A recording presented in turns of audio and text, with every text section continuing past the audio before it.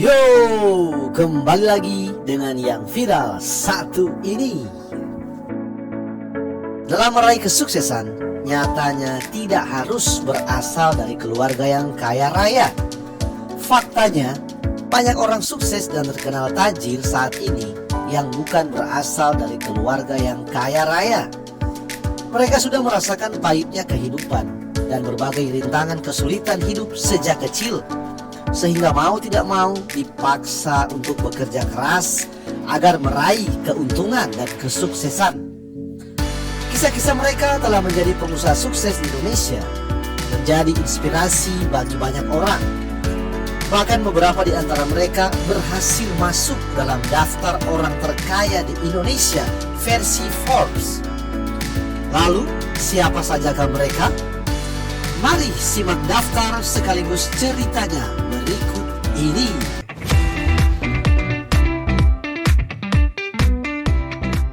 Yang pertama, keluarga Wijaya.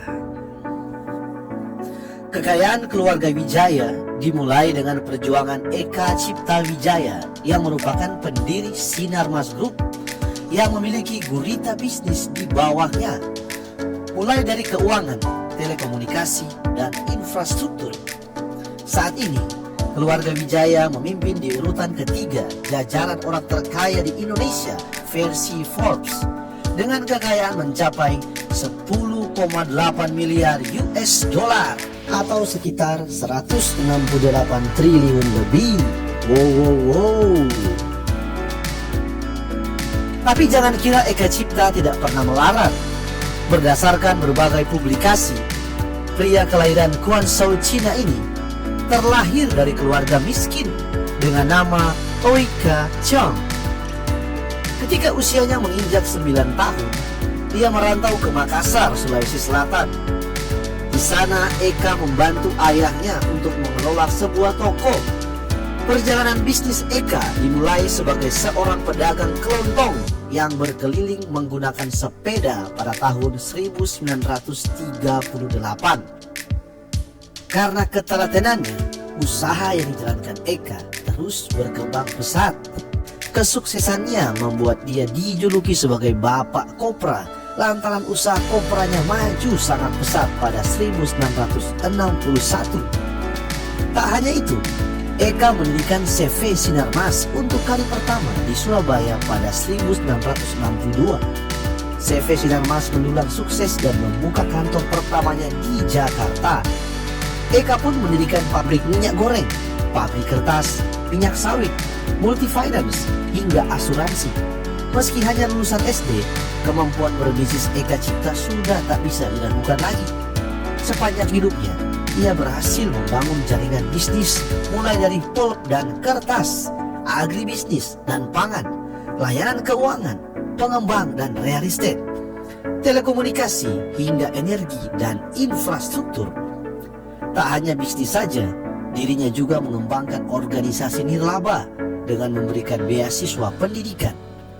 Kini ia hanya tinggal nama, tetapi kerja keras dan usahanya akan tetap dikenang sepanjang masa dan membawa keluarganya menikmati jeripaya dan meneruskan perjuangannya. Yang kedua, Chairul Tanjung. Siapa yang tak kenal dengan nama yang begitu dikenal dengan bos Transmedia?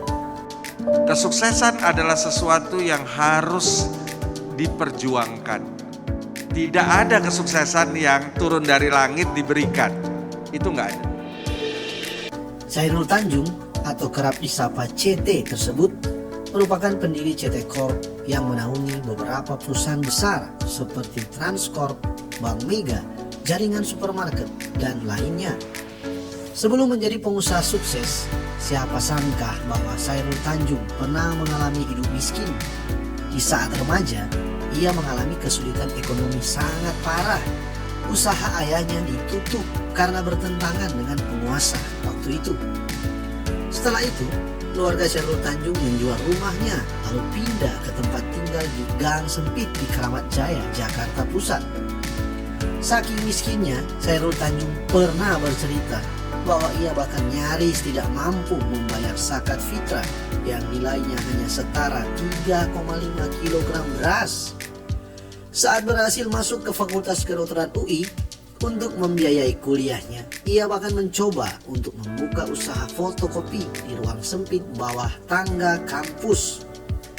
Khairul Tanjung juga pernah mendirikan toko peralatan kedokteran dan laboratorium, usaha kontraktor hingga usaha rotan. Tapi usaha yang ia rintis tidak berjalan mulus.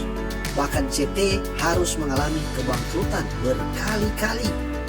Tetapi karena sifatnya yang rajin, yang gigih dan pintar, ia berhasil membesarkan CT Corporation yang sebelumnya bernama Para Group. Ia kini berhasil menjadi salah satu orang terkaya di Indonesia versi Forbes dengan kekayaan 5,2 miliar US dollar atau sekitar 81 triliun lebih. Yang ketiga, Ciputra dan keluarga. Nama Ciputra sudah sangat dikenal di bisnis properti. Ia telah sukses mengembangkan Jaya Group, Metropolitan Group, dan Ciputra Group. Tapi siapa sangka ternyata Ciputra datang dari keluarga yang miskin. Berlatar belakang dari keluarga yang sederhana dari daerah Parigi, Sulawesi Tengah. Ciputra dilahirkan pada tanggal 24 Agustus tahun 1931 dengan nama lahir Ji Jin Hwa. Ciputra adalah seorang yang sukses memulai karir dari bawah dengan bisnis tanpa modal di bidang properti. Sejak kecil, Ciputra hanya tinggal berdua dengan ayahnya dengan kondisi hidup yang sulit. Awalnya kehidupannya bersama 6 orang saudaranya tidak begitu miskin. Kehidupannya berubah ketika ayahnya menjadi seorang tahanan Jepang yang dikira sebagai mata-mata dan meninggal saat di penjara. Saat pindah ke Bandung untuk kuliah di ITB, ia dan 2 temannya menawarkan jasa arsitek yang dia miliki dan hidup dari proyek yang datang. Setelah itu, Ciputra berjuang agar bisa mendapatkan proyek-proyek besar dari gubernur hingga presiden. Ciputra pernah memberikan petuah bahwa modal bukan menjadi kendala yang menjadi alasan untuk kita tidak maju. Jika tidak mempunyai modal, tetapi kita memiliki konsep yang bagus, Anda bisa bekerja sama dengan orang lain yang memiliki modal. Dengan bermodal konsep yang bagus, Ciputra akhirnya bekerja di PT Pembangunan Jaya, yaitu perusahaan daerah milik Pemda DKI. Karir yang cemerlang mengantarkannya menjadi direksi dan penasehat di Jaya Group. Saat bergabung di sana, Ciputra diberi kebebasan untuk membangun proyek Taman Hiburan Taman Impian Jaya Ancol. Sampai pada akhirnya, ia sukses menjalankan banyak proyek dan perusahaannya semakin berkembang. Saat ini, keluarga Ciputra masuk dalam jajaran orang kaya ke-33 di Indonesia dengan kekayaan mencapai 1,25 miliar US dollar atau sekitar 19 triliun lebih. Yang keempat, Prajogo Pangestu. Prajogo Pangestu dikenal sebagai pemilik PT Barito Pasifik yang bergerak pada bidang kehutanan, industri, pertambangan, properti, hingga transformasi.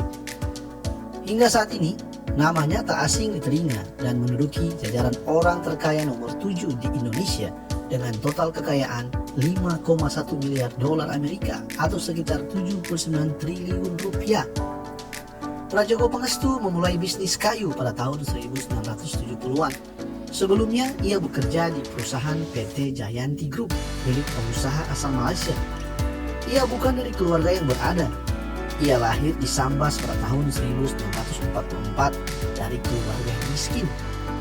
Kondisi keluarga yang serba keterbatasan keuangan membuat Prajogo Pangestu berhenti sekolah di tingkat SMP. Kemudian ia memutuskan merantau ke Jakarta untuk memperbaiki keuangan keluarganya.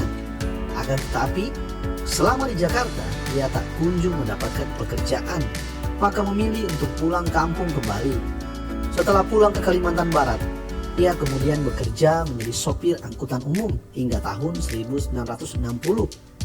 Pada tahun yang sama, Prajogo Pangestu berkenalan dengan pengusaha yang bernama Bang Sun On alias Burhan Urai asal Malaysia pemilik PT Jayanti Group yang bergerak di bidang kayu.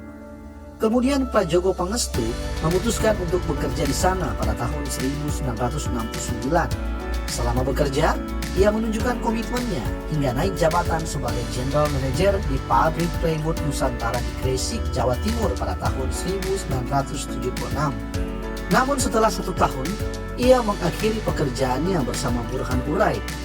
Setelah itu, ia mulai merintis bisnisnya dengan membeli CV Pacific Lumber CO dengan uang yang dipinjam dari bank. Singkat cerita, dengan usahanya yang kuat, nama Pacific Lumber CO berganti menjadi PT Barito Pacific hingga maju seperti saat sekarang ini. Yang kelima, Benyamin Setiawan dan keluarga. Siapa yang tidak tahu Kalbe Farma? Kalbe merupakan salah satu perusahaan farmasi terbesar di Indonesia, bahkan di Asia Tenggara. Sosok yang ada di baliknya adalah Benyamin Setiawan. Benyamin Setiawan atau yang lebih akrab disapa Dr. Bun, lahir pada 27 September tahun 1933 di Tegal, Jawa Tengah. Benyamin Setiawan kemudian meraih gelar PhD-nya di University of California. Dr. Bun berhasil meraih gelar tersebut di bidang farmakologi.